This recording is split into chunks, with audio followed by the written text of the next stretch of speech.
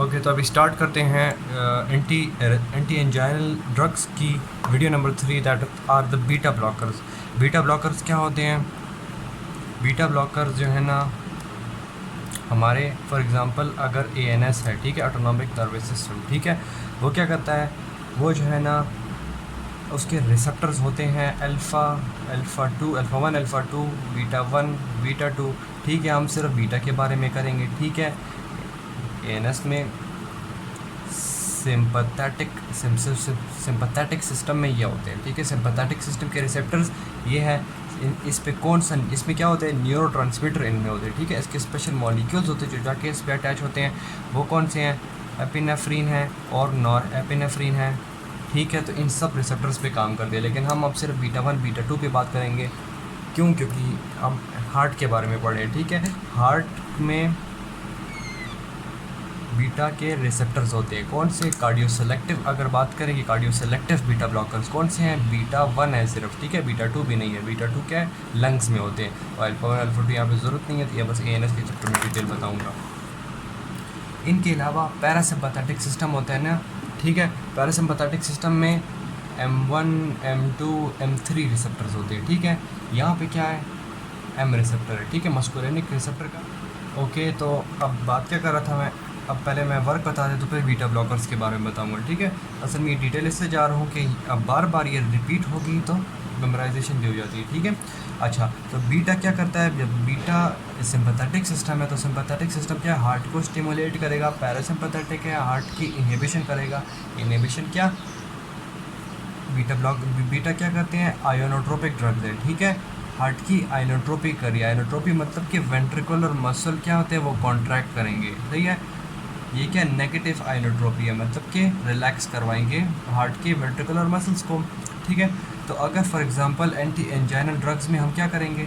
Beta को block कर देंगे। बीटा के रिसेप्टर्स को ब्लॉक कर दिया, सॉरी, बीटा के रिसेप्टर को ब्लॉक कर दिया, तो बीटा 1 क्या करेगा? ड्रग्स होंगे वो एक्ट नहीं करेंगे, न्यूरोट्रांसमीटर जो है ना वो एक्ट नहीं करेंगे बीटा 1 के रिसेप्टर पे। तो ये जो पॉजिटिव था, ठीक है। अब कौन सा डोमिनेट हो गया? ये डोमिनेट हो गया। पैरासिम्पैथेटिक इफेक्ट क्या हो गया? डोमिनेट हो गया हार्ट पे। तो हार्ट की क्या हो गया? वर्कलोड डिक्रीज़ हो गया। क्या हो गया? वर्कलोड डिक्रीज़ हो गया। क्यों? क्योंकि वो जो है ना वेंट्रिकल जो कॉन्ट्रैक्शन थी वो नहीं हो रही, वेंट्रिकुलर मसल कॉन्ट्रैक्शन है वो नहीं हो रही, सही हो गया।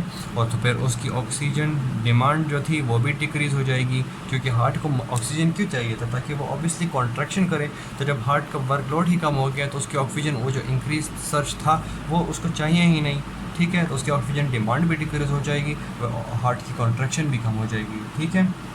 तो यहाँ पे हम बीटा 1 सेलेक्टिव देंगे, ठीक है। बीटा 2 क्यों नहीं दे सकते? बीटा 2 ब्लॉकर इसलिए नहीं दे सकते कि ऑब्वियसली मैंने कहा है कि ये कहाँ एक्ट करते हैं? लंग्स पे एक्ट करते हैं, ठीक है। लंग्स में ये क्या करते हैं? अगर लंग्स में ये ब्लॉक हो जाए, ब्लॉक करवा दे, तो क्या करते हैं? ब्रोंको कंस्ट्रक्शन कराएंगे, ठीक है। जो ब्रोंकियोल्स हैं वो कंस्ट्रक्ट हो जाएंगे, तो सांस नहीं ले पाएंगे। अगर एस्थमेटिक का पेशेंट हुआ और उसका एस्थमेटिक अटैक आ गया तो साथ आ जाएगा, ठीक है। और ब्रोंको कंस्ट्रक्शन की और या बीटा ब्लॉकर्स भी दे रहे हैं तो उसको कुछ हेल्प नहीं मिल रही।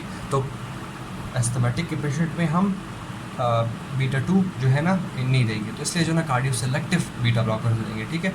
और दूसरी बात ये कि बीटा ब्लॉकर्स में हम बीटा सेलेक्टिव ब्लॉकर दे रहे हैं ना, तो उस पर डोज भी चेक करेंगे, ठीक है। अगर ये बात है बीटा ब्लॉकर्स में कि हाई डोज में, ये याद कर ले स्टेटमेंट, बीटा सेलेक्टिविटी क्या हो जाती है? लॉस हो जाती है। मतलब अगर सिर्फ वो बीटा 1 पे एक्ट कर रहा है तो हाई डोज में वो बीटा 1 बीटा 2 दोनों पे एक्ट करेगा। ओके, तो आगे करते हैं, अब ड्रग्स करेंगे अबाउट दीज बीटा ब्लॉकर्स की। कौन सी ड्रग्स हैं? सब में क्या है? ओलाल आएगा, ठीक है।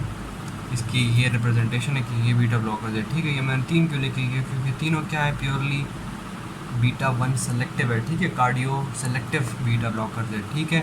अच्छा, दूसरी बात कि कौन से पेशेंट्स भी दे सकते हैं? ये जो है ना हम हर किस्म के एंजाइना के पेशेंट्स को दे सकते हैं, लेकिन ये जो है ना हम नाइट्रेट्स के साथ भी दे सकते हैं। नाइट्रेट्स ड्रग क्या थी?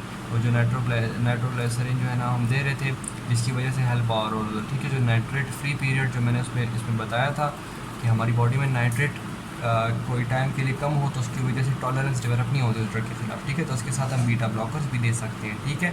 तो एंजाइना का पेशेंट है, अगर एक्सरसाइज की वजह से एंजाइना आ रहा है या रेस्ट की वजह से एंजाइना आ रहा है, दोनों में ये ड्रग्स कॉम्बिनेशन अच्छी तरह दे सकते हैं।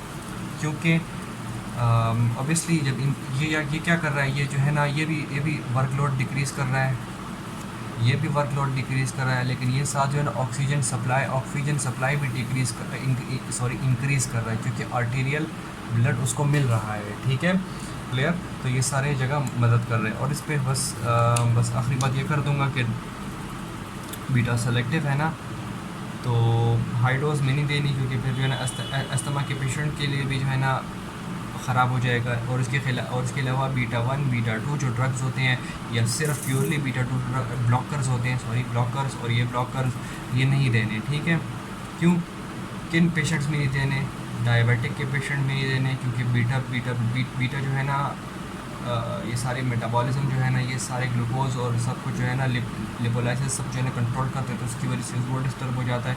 उसके अलावा जो है ना अस्थमा के पेशेंट में भी नहीं दे सकते, मैंने ये बता दिया। ठीक है, अच्छा। और इसके अलावा ये जो बीटा ब्लॉकर्स दे रहे, तो इसको जो है ना अगर हम ये ड्रग नहीं देना चाहते, ये वाली ड्रग नहीं देना चाहते, ख़त्म कर रहे, तो डायरेक्ट ड्रग ख़त्म नहीं करनी है। ठीक है, क्योंकि उसकी वजह से रिबाउंड जो है ना हाइपरटेंशन एंजाइना के अटैक्स रिबाउंड मतलब एकदम से जो है ना आ जाएंगे। तो इसको हम जो है ना 5 to 10 डेज़ या इस तरह थोड़े इंटरवल में जो है ना टेपर ऑफ करेंगे, डोज थोड़ा करके रिड्यूस करेंगे। ठीक है, क्योंकि ऑब्वियसली हमने बेसिक मैंने बता दिया था, लेकिन इधर दोबारा बता दूं कि फॉर एग्जांपल अगर ये सेल है और सेल के ऊपर ये रिसेप्टर्स हैं, फॉर एग्जांपल 4 रिसेप्टर्स है। ठीक है, अब बीटा ब्लॉकर्स आके क्या किया, इसको और इसको ब्लॉक कर दिया। अब सेल के पास कितने 2 रिसेप्टर हैं, तो सेल क्या करेगा, कुछ देर के बाद मतलब कुछ टाइम टेबल के बाद वो क्या करेगा, और रिसेप्टर बना देगा। ठीक है, नॉर्मलाइजेशन काम के लिए। ठीक है, और भी जो है ना ब्लॉक हो रहे हैं, सही। फॉर एग्जांपल एक और ब्लॉक कर लिया बीटा ने, अब एकदम से आपने क्या किया, बीटा ब्लॉकर ड्रग हटा दिया है। ठीक है, तो कितने रिसेप्टर्स हैं, अब क्या पहले 4 थे, अब कितने हो गए, 7 हो गए। तो अब सेंसिटिव हो गया ये सेल। अब ये सेल क्या है, सेंसिटिव हो गया है। तो अगर हाइपरटेंशन कॉज कर रहा था, ठीक है, या फिर एंजाइना अटैक कॉज कर रहा था, अब जिस तरह ही नॉरेपिनेफ्रिन यहाँ पे आएगा, रिसेप्टर्स बहुत ज़्यादा है, तो ये क्या करेगा, वर्क ज़्यादा करेगा, तो फिर वही एंजाइना का काम आ गया। ठीक है, तो इसलिए क्या करते हैं, टेपर ऑफ डोज करते हैं कि जो रिसेप्टर्स जो थे ना अगर बने भी हों तो ये क्या हो जाए, ये हट जाए, सेल जो है ना हटा दे स्लोली। इसी तरह ही मैनिपुलेट करके हम बॉडी को जब मैनिपुलेट करेंगे तो फिर ही हम फ़ायदा लेंगे। ठीक हो गया, तो बस यहाँ पे ख़त्म करते हैं द बीटा ब्लॉकर्स।